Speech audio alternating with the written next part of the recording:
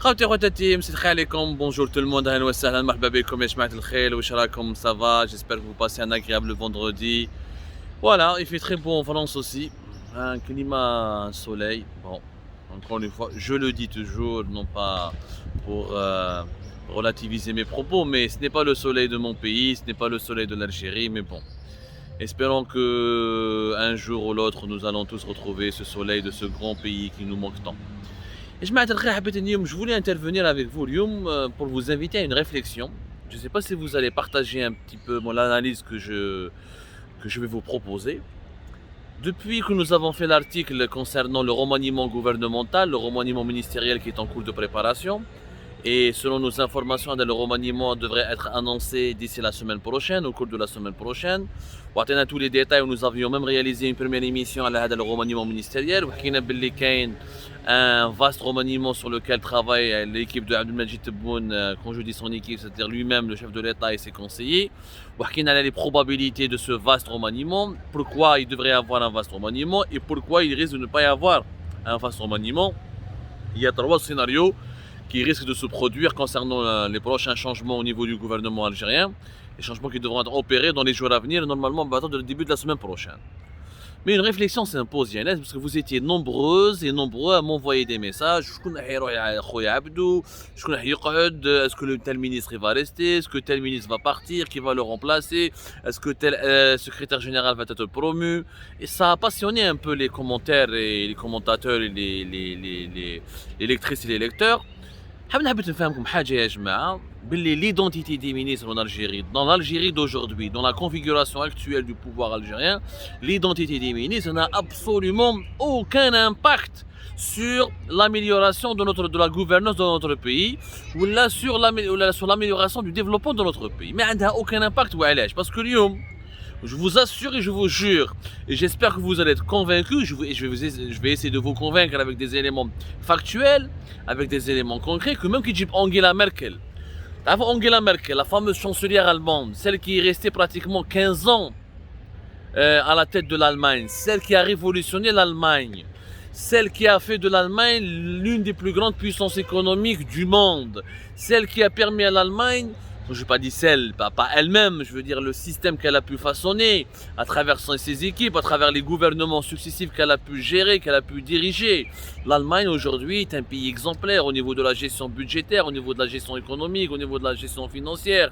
Un pays qui exporte énormément, parmi les trois grandes puissances exportatrices du monde. Un pays qui connaît pas beaucoup de déficit, pratiquement pas de déficit. Un pays où le taux de chômage est maîtrisé, un pays qui s'est montré très solide face à la pandémie de la Covid-19. Même qui dit bon Angela Merkel et son bilan de plus de 15 ans à la tête de l'Allemagne. L'Algérie, il y a Angela Merkel. Dérifie l'Algérie ce que tu as pu faire en Allemagne, elle ne fera absolument rien. Elle ne fera strictement rien. Pour la simple raison, qu'en Algérie, ce n'est pas les personnes qui causent problème. Même si on ramène les plus grands, les meilleurs diplômés de toutes les meilleures universités du monde, les leaders les plus charismatiques, le système algérien, ils vont échouer magistralement. Ces personnalités, elles vont échouer magistralement. Parce que le système algérien ne laisse pas les bonnes volontés s'exprimer. Comme des exemples concrets. Des bons ministres en Algérie, on en a eu. On en a eu des bons ministres, mais ils n'ont absolument rien donné. Le ministère de l'énergie, Abdelmajid Attar, entre 2021, pratiquement entre juin 2021 et février 2022. Abdelmajid Attar, personne ne peut dire que c'est pas un bon connaisseur de l'énergie. C'est l'un des meilleurs experts des hydrocarbures du pays, un ancien PDG de Sonatrach, un ancien haut cadre de Sonatrach, un ancien ministre, une véritable compétence algérienne, un véritable cerveau dans son secteur. Abdelmajid Attar il n'a absolument rien pu faire parce que un ministre compétent ne peut pas utiliser ses compétences parce qu'il n'a pas carte blanche en Algérie. En Algérie, le pouvoir ne t'appartient pas. ويجي واحد يحكم فيك من الفوق. L'exemple PDG تاع سوناتراك il a plus de pouvoir que le ministre de l'énergie. وعبد المجيد عطار توفيق حكار هو اللي كسرو. Tout ce que Abdelmajid Attar voulait entreprendre, tout Verhaka le bloquer, le ralentisser, le saboter, avec son alliance, en faisant une alliance diabolique avec l'ex-premier ministre Abdelaziz Jarrad. Mais Abdelaziz Jarrad, tout Verhaka, ils ont comploté contre Abdelmajid Attar au niveau de la présidence. Abdelmajid Attar, parce que normalement, quand tu es ministre, ça ne veut pas dire que tu as carte blanche. Il y a toujours un pouvoir parallèle. Il le Premier ministre, mais il ne respecte pas tes prérogatives. Il les PDG, les entreprises étatiques, ils ont beaucoup d'influence, ils sont bien introduits au sein du sérail, où ils connaissent les conseillers du président, ils connaissent tel général, ils connaissent tel colonel, ils connaissent tel cousin du président, telle cousine de la femme du président. Ils utilisent un réseau d'influence et de connaissances. Même ils vont contourner le pouvoir de leur tutelle pour imposer leurs propres agendas, leurs propres dictats. Et c'est pour ça que ça ne marche pas en Algérie. Et c'est pour ça que ça ne marche pas en Algérie. Des exemples que met Abdelmajid Attar, il y en a. Je vous ai cité cet exemple récent, mais je peux vous citer des dizaines d'exemples. Il y a beaucoup de ministres. Par exemple, il y a un ministre avec lequel j'ai une affaire en justice en France, avec un procès qui va débuter prochainement, avec un ministre que j'ai dénoncé. Dès les affaires, des affaires louches, etc. Mais le ministère des Transports, kiff, entre 2020 et 2021. Attends, le ministère des Transports, il n'a rien pu faire, il a été limogé à la fin. Lorsqu'il a commencé à vouloir prendre des bonnes décisions, parce que là je suis objectif, moi je suis un opposant objectif. L'intérêt particulier. Moi je défends l'intérêt général de mon pays. ماشي واحد ميم كي واحد كي ما يعجبوش ونكرهو كيما نظر هاني ما نفهمش معاه وعندي ان بروسي اون جوستيس معاه مي au niveau du secteur maritime, au niveau de la gestion des infrastructures portuaires, il avait certaines bonnes idées qu'il n'a jamais pu pratiquer. Parce que مع في la présidence كاين des conseillers du Datebon qui étaient contre ces idées-là et qui se sont sentis menacés par ces idées. Ils ont utilisé une affaire débile de catering Air Algérie, une affaire qui compte de quelques milliers de dollars, un marché de quelques milliers de dollars, mais vraiment un marché dérisoire et ridicule. Un exemple. Et pourtant, le Zarhani connaît le business. C'est un ancien, il avait une entreprise. Il a des défauts. Il sait pas gérer certains trucs. Il s'est enrichi de manière illicite. Mais certains dossiers, il est maîtrisé. ما كاش ما قدرش يخدم. Et beaucoup de bons ministres ou de bons personnes ministrables entre guillemets, de bonnes personnalités ministrables. Ils n'acceptent pas des postes lorsqu'on leur fait des propositions parce qu'à la blanc, ils n'auront pas le pouvoir. Ils n'auront pas carte blanche pour travailler. Ils n'auront pas la possibilité de gérer comme ils veulent. Ils seront toujours sabotés. Ils seront toujours compromis par des pouvoirs parallèles. C'est ce qu'on appelle, nous, le pouvoir parallèle. C'est-à-dire des hauts responsables qui usent de leur connaissance, de leur influence pour saboter des projets. J'ai discuté avec un ministre en Algérie, et de cela 6 ans, 7 ans. Des fois, j'apprends des décisions dans mon propre département ministériel à travers ton journal. Il y a des décisions qui sont prises en Algérie par la présidence, par le Premier ministre, sans informer les ministres. Tellement les ministres, parce que ce que c'est que le travail en collégialité.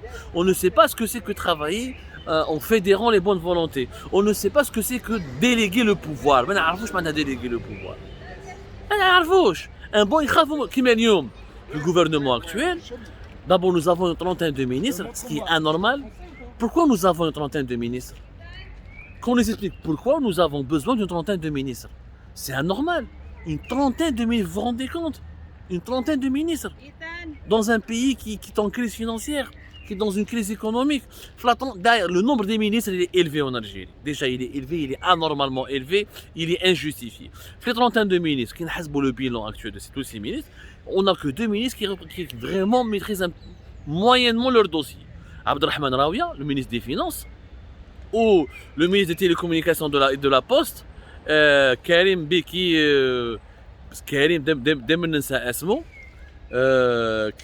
Karim Beki, voilà, si je me trompe, voilà, Beki Breki, voilà, Karim Bibi Triki. C'est le seul, voilà, il a amélioré un peu le débit internet, il est en train de redresser un peu Algérie Télécom, il est en train d'essayer de faire quelques belles actions. Mis à part ces 2 ministres, le reste est une catastrophe. Ou même Abdelrahman Raouia, Il a été enlevé par Tebboune au début, rappelez-vous, v 2020. Kidja, parce que Abdelrahman Rawia, c'est quelqu'un qui ne se laisse pas faire, il dit la vérité. Il est chez le président, il est chez le premier ministre, il dit on est dans une crise financière. Il y a des malades il y a des rana dans une situation désastreuse, il y a des il faut qu'on fasse ceci, il faut qu'on fasse cela. La preuve, c'est grâce à Abdelrahman Rawia, c'est aujourd'hui, on va parler de ce sujet plus tard dans une autre émission, c'est l'État a pris à bras le corps le problème de la pénurie des médicaments et des dettes énormes des hôpitaux algériens qui sont endettés, qui sont dans une situation financière catastrophique et qui risquent qui pratiquement au bord de la faillite. Et c'est pour cette raison que la PCH, la pharmacie centrale des hôpitaux, n'a pas pu importer, n'a pas pu racheter ou acquérir des médicaments parce qu'elle n'a plus d'argent. Elle n'a plus d'argent parce que les hôpitaux ne payent plus. À cause de la mauvaise gestion observée pendant la pandémie de la Covid-19 et de la politique de l'État algérien qui a été inadaptée par rapport aux urgences sanitaires, les hôpitaux sont en faillite et la PCH elle est dans une situation de faillite. Par contre, c'est lui, c'est Abdelrahman Rawia lors d'un conseil ministériel qui s'est battu. Mais des ministres comme Abdelrahman Rawia ou qui Hada Triki, Bibi Triki, mais عندناش بزاف. Parce que la majorité ils ne peuvent pas se battre grâce au système. L'actuel ministre de l'énergie, Mohamed Arkabi, il ne sert à rien. Il décide de rien. Des dossiers, mais je ne suis même pas allé. C'est plus déjà à son attaque, mais à certains conseillers du président, c'est eux qui décident. C'est la vérité. Le premier ministre actuellement, Ayman Ben Abdelrahman, l'actuel premier ministre, quelles sont ses prérogatives? Quelles sont ses actions? Mais il خرج للتيران بزاف. ما نشوفو يهضر، ما عنده une vision, ما عنده un projet de société, ما عنده والو. Parce que c'est quelqu'un dont il n'a pas réellement de pouvoir. Son pouvoir il est ultra limité. Et quand ton pouvoir il est ultra limité, bah, tu n'as pas de volonté de travailler. Il n'y a pas que la compétence, même si on a un premier ministre compétent. وما تخليهش يخدم. واحد يعيط له بالتليفون، يعيط له لا بريزيدون بالتليفون، يعيط له المينيستر دو ديفونس ناسيونال، بعد يبعث له الجنرال يبعث له منا، وبعد مرت البريزيدون، بعد صاحب البريزيدون، لي انترفونسيون منا اكوش ادروات، يولي ما يخدمش ويولي يخاف. سي بو با ترافايي واش يدير؟ خلاص دوك يا جماعه قلتها لكم ونعاودها لكم. تجيب انجيلا ميركل في الجزائر. والله وين جيبوا انجيلا ميركل. لا حياة لمن تنادي. انجيلا ميركل جات ديميسيون تقول لهم نتوما ما راكوش سي با ان ايتا. سي كوا ان ايتا؟ Un état, c'est quoi? C'est un fonctionnement rationnel et harmonieux de plusieurs institutions qui composent un seul corps, une entité morale. Où les ensembles de ces institutions, les rapports de toutes ces institutions est régi par des canons, par des normes rationnelles, par des protocoles politiques basés sur l'éthique, sur la morale, sur des valeurs inscrites dans la Constitution. En Algérie, nous n'avons pas ça. En Algérie, nous avons un système, nous n'avons pas encore un État. Nous avons un ensemble de personnes qui se partagent des intérêts forcément pas communs, et c'est des intérêts davantage claniques qu'une vision de l'intérêt général. Donc les remaniements actuellement en Algérie ne serviront à rien. À limiter les dégâts, la trentaine de ministres, il y a 2-3 ministres qui vont essayer un résultat moyen pour sauver un peu la face. Mais il n'y aura aucune dynamique de développement, il n'y aura aucune possibilité de permettre au pays d'avancer ou d'évoluer tant que nous n'avons pas mis en place un véritable système de gouvernance qui est basé sur l'intelligence collective, qui est basé sur l'indépendance du dirigeant, du gestionnaire. Un ministre, c'est comme un gestionnaire. C'est comme un ministre, c'est comme un chef d'entreprise. S'il n'a pas une indépendance, une marge de manœuvre suffisante, mais il ne peut pas appliquer un programme de réforme, il ne peut pas appliquer les solutions qu'il pense lui-même nécessaires pour la résolution des problèmes. Donc, comprenez ça. On ne changera pas l'Algérie tant qu'on n'a pas changé le système de gouvernance dans notre pays. Le système de gouvernance dans notre pays, et les premières victimes, ce sont ses propres fonctionnaires, ses propres ministres. Parce qu'il les prend en otage, il les utilise comme il veut, ensuite il les jette comme une éponge usée. Donc, Angela Merkel, ne fantasmons pas trop sur l'utilité ou la portée de ces remaniements ministériels sans un changement total du mode de gouvernance du pays.